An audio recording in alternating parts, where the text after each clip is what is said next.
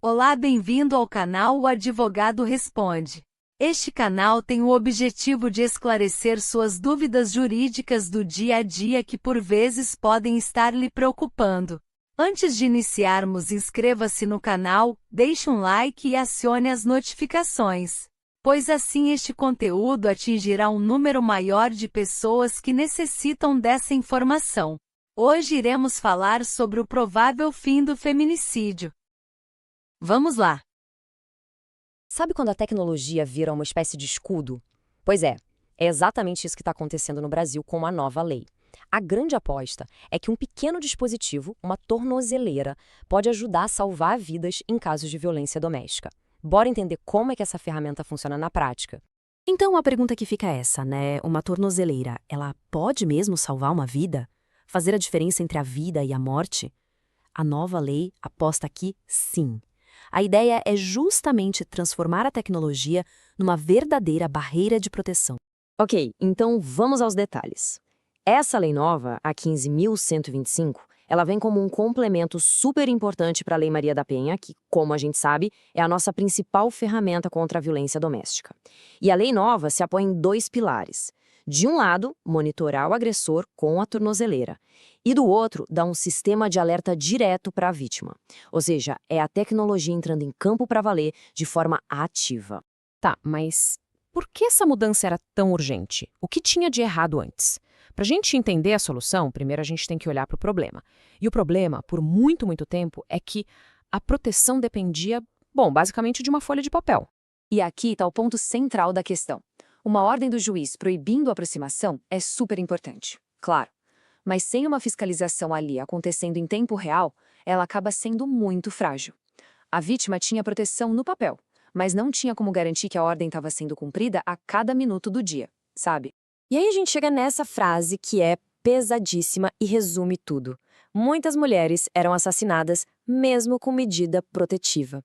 Isso aqui escancara a falha trágica do sistema. Mostra que só o papel, infelizmente, não era suficiente para impedir o pior.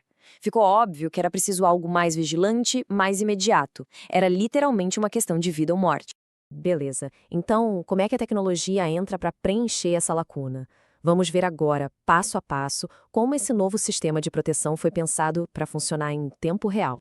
Olha, o processo é bem direto e, na verdade, bem inteligente. Funciona assim. Primeiro, a tornozeleira é colocada no agressor e fica mandando a localização dele por GPS para a polícia o tempo todo.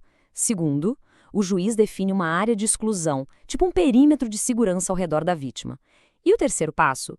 Esse é o pulo do gato. Se essa fronteira virtual for cruzada, um alerta dispara na hora, avisando tanto a vítima quanto a polícia, ao mesmo tempo. Mas olha que interessante, a proteção não é só passiva, com o sistema vigiando de longe. A vítima também recebe uma ferramenta ativa. Pode ser um aplicativo no celular ou um aparelhinho mesmo, que a gente conhece como botão do pânico. Isso coloca a pessoa em comunicação direta com as autoridades. E esse dispositivo tem uma dupla função que é essencial.